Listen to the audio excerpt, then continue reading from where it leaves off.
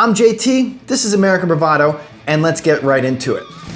This week, thousands of people take to the streets in protest of the American government and the president.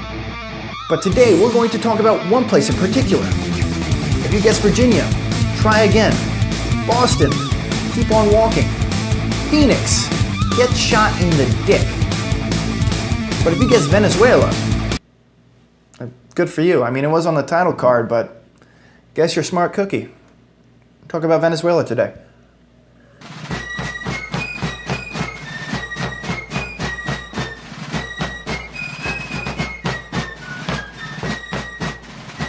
So today we go to Caracas, where Venezuelan President Nicholas Madero leads an anti-imperialism rally against the United States, where he blames the United States for many of Venezuela's economic woes, which they have many of. But this is in direct response to the sanctions placed on Venezuela by the United States. And Madero has every right to be angry about this, because these sanctions weren't just on Venezuela, they were directly on Madero. I looked it up, and what these sanctions did is they froze his American bank accounts, and by proxy, many of the bank accounts he had all over the world. So that means for Madero, he's going to be doing all his shopping on gift cards, which I know, it's incredibly annoying. I'm guessing what Madero might buy, maybe one of those Venezuelan sashes, a couple of salsa CDs, mustache wax, dictating for dummies. But that means he's still gonna have like $2.35. Like, if you don't use it, you're gonna forget about the gift card and it goes straight to Visa. So probably My Little Pony stickers too. But besides Maduro's economic problems, he can probably find somebody else to buy things for him. I mean, he is the most powerful man in the country. What about the people in Venezuela, the people behind him? They have many problems there. For instance, the murder rate in Venezuela is on par with that of Iraq. And the economy has shrank the same rate as Syria, both countries in the middle of a civil war. Things are not going well in Venezuela. In fact, the World of Warcraft gold, a fictional currency, is valued higher than the Venezuelan bolivar at the moment. So who is responsible for this? Besides the Lich King and his evil undead army, is America responsible?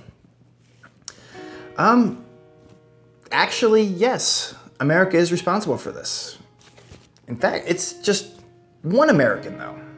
I have a bit of a confession to make. For the past 16 years, I have been Venezuela's chief economic advisor.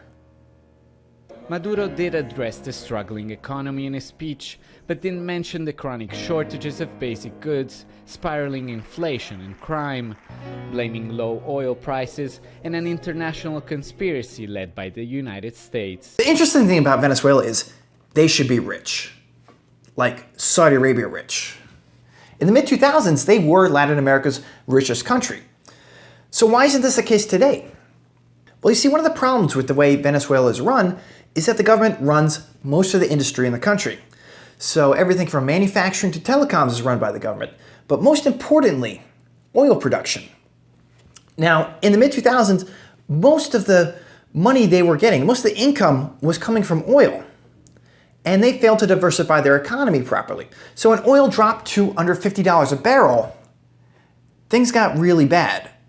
And I do take responsibility for that one. Yeah, leave everything in oil. You're on a hot streak. Don't give up when you're on a hot streak. What's that noise? Oh, they're building a pipeline outside. No, it's for natural gas. You don't have to worry about it. You're in oil. They're two different things. Now, when we talk about Venezuela, we have to talk about Hugo Chavez, the former president of Venezuela. He ruled from 1998 to his death in 2013. Now, Chavez was an extremely charismatic leader. He ruled with populism. The people loved him. He was often inflammatory in going after his enemies. Ladies and gentlemen of the United Nations, I'm very proud to introduce Mr. Hugo Chavez. The devil came here. Right here. Right here. And it smells of sulfur still today. All right, I mean, if that's how you feel, I mean, you could have told me in person. You know, it's just kind of a little embarrassing to do that in public, dude. Not to mention, he had the power of Venezuela's oil boom behind him. where he was able to expand social programs. And he could eliminate his enemies and build the country around him with that money and the support of the people.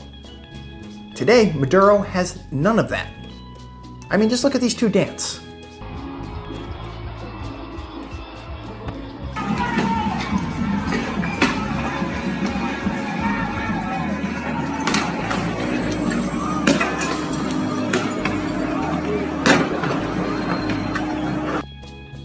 It's obviously no competition.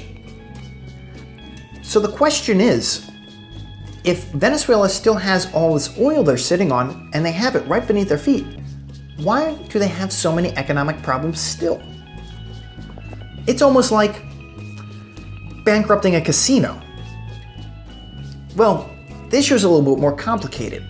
To actually get the oil out of the ground, they need some refinery technology. Venezuela has to import light crude oil to extract heavy crude oil from the ground. Additionally, they need to ship the oil to other places, and Venezuela's tanker fleet is so out of date, it is a violation of international maritime law to use their tankers. And Venezuela's credit is so bad, the international community will not give them a loan. They're as likely to be financed by the World Bank as I am likely to bankroll my Uncle Larry's business venture to Atlantic City. It really is a shame. They have all this oil underneath them and they're stuck in an endless loop and there's nothing they can do about it. If only there was a system that allowed them to capitalize on the resources they owned and turn a profit off of it. Yeah, Nick, can't think of anything. But you go ahead and dissolve the parliament. I can't see anything wrong with that. But you need anything else, just give me a call. All right, talk to you later. Well, if you can come up with any ideas, leave a comment below. And I'll give the best idea 14,000 bolivars, or whatever I have left on my gift card. Tune in next time, where I'll be looking at the devil-worshipping cults of Luxembourg. Till next time.